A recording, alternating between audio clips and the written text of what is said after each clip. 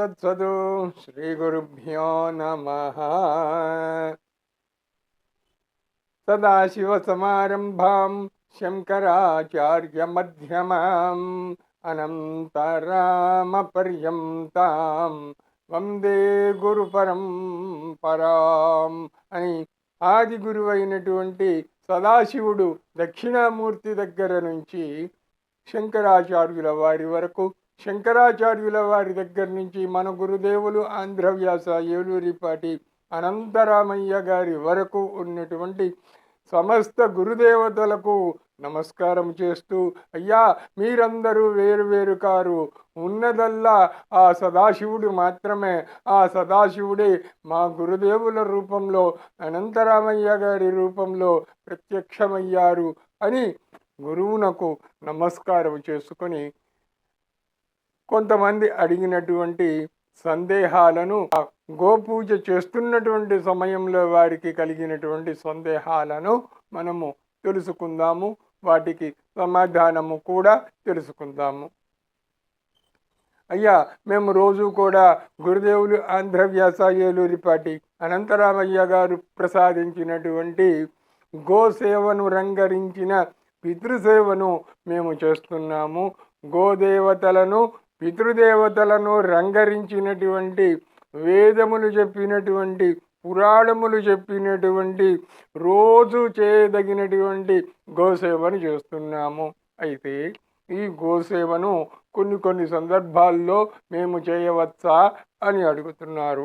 అంటే ముఖ్యంగా జాతా శౌచము, ఎవరైనా ఇంటిలో పుట్టినప్పుడు ఈ గోపూజాదులు చేయవచ్చా, ఎవరైనా మరణించినప్పుడు ఆ అశౌచంలో మైలలో ఉన్నప్పుడు గోపూజలు చేయవచ్చా అని చాలామందికి సందేహములు వస్తోంది. నిజమే, ఈ సందేహం రావడానికి ప్రబలమైనటువంటి కారణమే ఉంది. ఎందుకు అనంటే చాలామంది అనేక రకములైనటువంటి సాధనలు చేసేటప్పుడు ఈ అశౌచములు పాటిస్తూ ఉంటారు. కనుక ఈ గోపూజ విషయంలో కూడా చేయవచ్చానంటే కనుకనే గురుదేవులు చెప్పారు, మీరు అన్య దేవతలను ఇతర దేవతలను కనుక మీరు ఉపాసిస్తున్నా పూజిస్తూ ఉన్నా ఈ అశౌచములు పాటించవలసి వస్తుంది.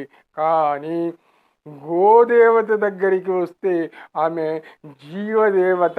వృషభ దేవుడు మనకు జీవదేవుడు, మహేశ్వరుడు, మహేశ్వర స్వరూపము, అమ్మవారి స్వరూపము ఆవు. ఇవి రెండు కూడా మనకు జీవదేవతలు. ఉత్సవ విగ్రహములను పూజిస్తున్నాము. ఉత్సవ విగ్రహములు, అర్చామూర్తులు అనేటువంటివి మనకు దేవాలయముల్లో ఉంటాయి. అవి కావివి జీవదేవతలు, రక్తమాంసాదులు ఉన్నటువంటి, ప్రాణములు ఉన్నటువంటి సమస్త దేవతల స్వరూపము గోమాత.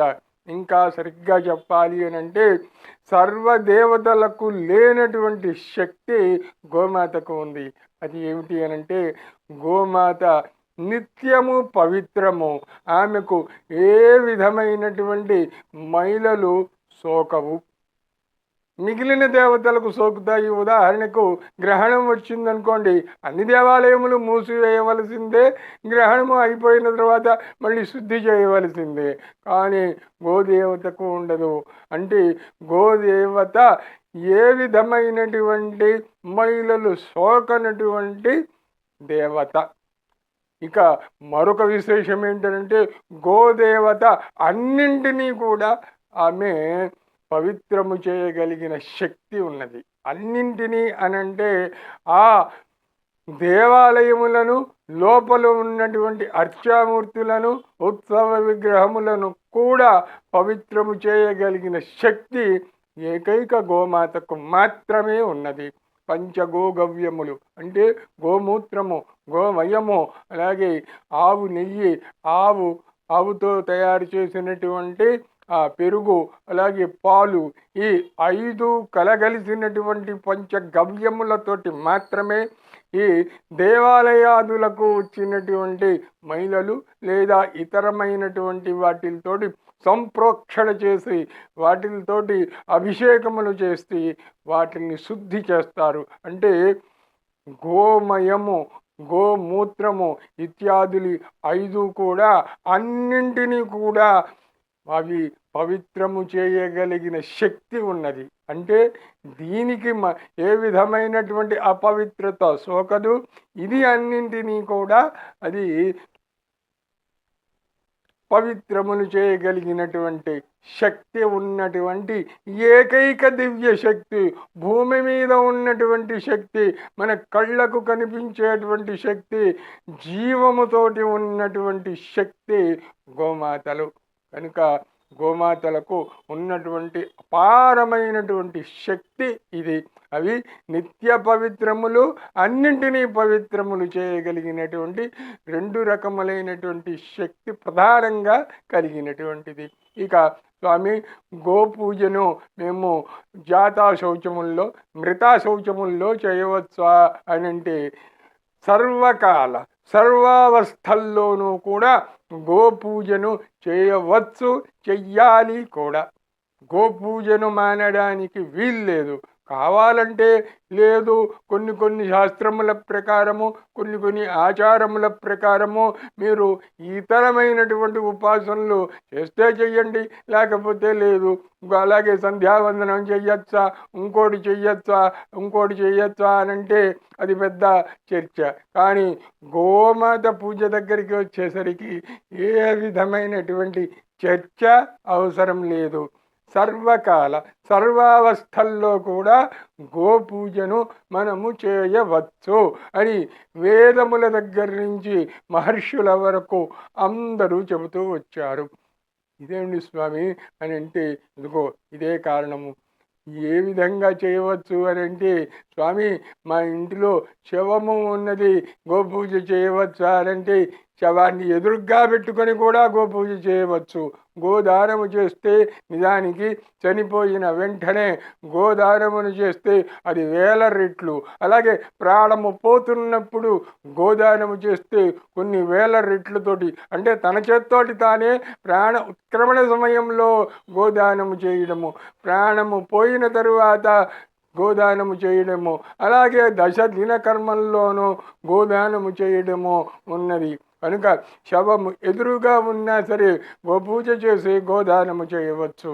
ఓకే స్వామి, ఇంతవరకు మరి మిగిలిన కార్యక్రమముల్లో కూడా చేయవచ్చు అంటే చెయ్యాలి అని చెబుతోంది. అది ఎటువంటిది అని అంటే, మీ కుమార్తెను, ఆమెను కన్యాదానము చేస్తున్నారు, ఒక మంచి వరుడిని చూసి కన్యాదానము చేస్తున్నారు అనుకుంటే, ఆ కన్యాదాన సమయంలో కేవలము అమ్మాయిని మాత్రమే ఇవ్వడం కాదు, బంగారము ఇవ్వాలి, అలంకృత కన్యను ఇవ్వాలి. అంటే బంగారంతో అలంకరించి అమ్మాయిని కన్యాదానం చేయాలి. మరి ఇంకా ఏమేం చేయాలి? ఆ సమయంలోనే భూదానము చెయ్యాలి.